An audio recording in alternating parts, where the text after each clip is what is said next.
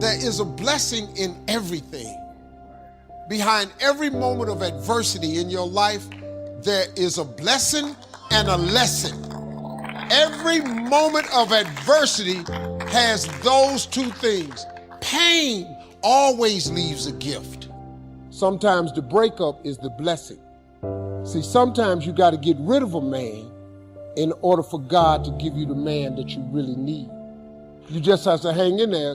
He might have something better for you. Don't worry about the people that God has removed from your life. He saw things you didn't see. He heard conversations you couldn't hear, and he made moves you wouldn't make. And that's it. What do you do when what God gave you to ride in starts coming apart? Do you give up hope? Do you walk away? I don't want you to define success or to ask God to preserve the temporary. See, God promised to get you there, but he didn't say how.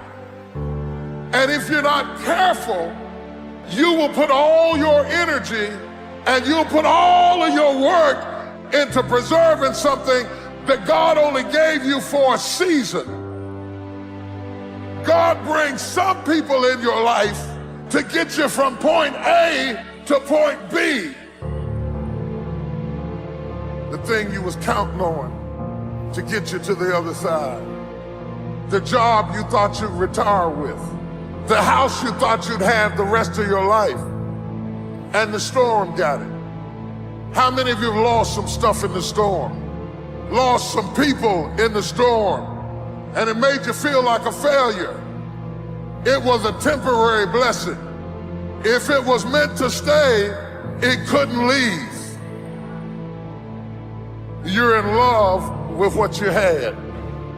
And you think that if your life does not retain the shape that you started with, you don't think that it can get you where you're going. I have learned that every blessing doesn't come to stay. Every friend is not going to be a lifelong friend. And if they walk away, don't stand there and cry over what was, because if you'd have needed them for the future, they would have stayed. God put people in your life for a reason. Others are there for a season. And it's very important that you recognize when people's seasons are over. God put people in your life for a reason. Other people are there for a season.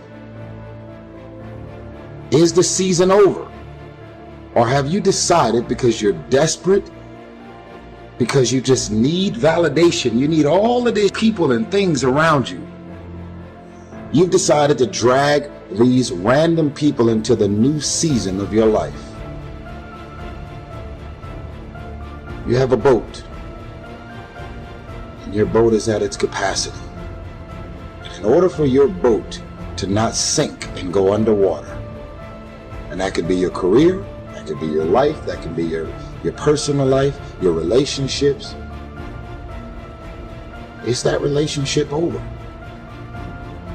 Do you feel mentally, spiritually, and emotionally stimulated in that relationship?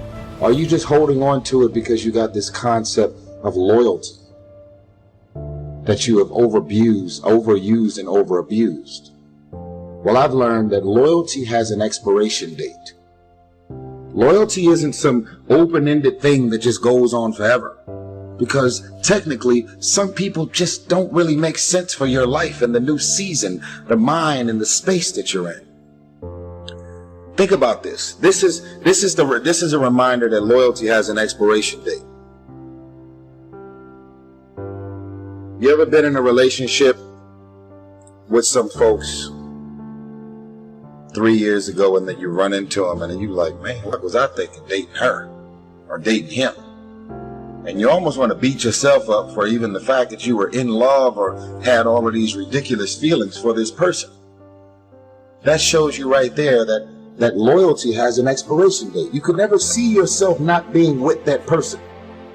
But at a certain point, all of the signs and wonders revealed itself that relationship is over.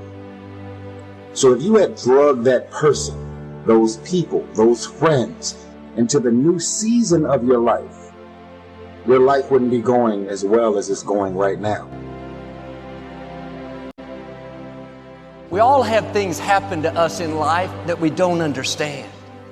Doors that have closed, or people that have turned on us. It's easy to live frustrated and fight against everything we don't like. We think that it's holding us back.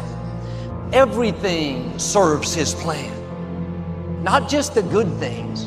The person that walked away is serving His plan. If that wouldn't have happened, you couldn't reach your destiny. What you couldn't see was God had something better. You may not like it, it doesn't seem fair, but it's serving His plan. When you understand that everything serves His plan, then you won't live frustrated. You won't get upset because you didn't get your way. The person that walked away wasn't a coincidence, it was God moving them away. We need to see difficulties in a new light. How do you know that closed door, that disappointment, is not setting you up for something that you've never seen? The scripture says our steps are being ordered by the Lord. If you weren't supposed to be there, you wouldn't be there. Don't be upset over that person that's trying to make you look bad. You need them to reach your destiny. It wasn't a coincidence. It's positioning you for something bigger. Sometimes it's going to feel like you're going backwards. You have to trust Him when you don't understand. All things work together for good to those that love the Lord. Now the test, while it's not good, will you stay in faith? When it's unfair, will you believe that God is still on the throne? That what He started in your life, He's going to finish? God will use people being against you to move you into your purpose. You need people that try to throw you into the pit so you can take your throne. People can't override what God has ordained for you. I wonder if you're upset over something that's serving His plan. A person that walked away.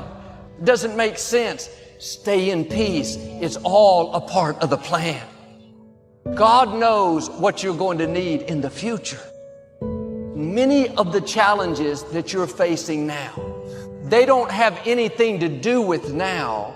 It's positioning you for something in your future. You will see how God will begin to connect the dots. Instead of being bitter, have a new perspective.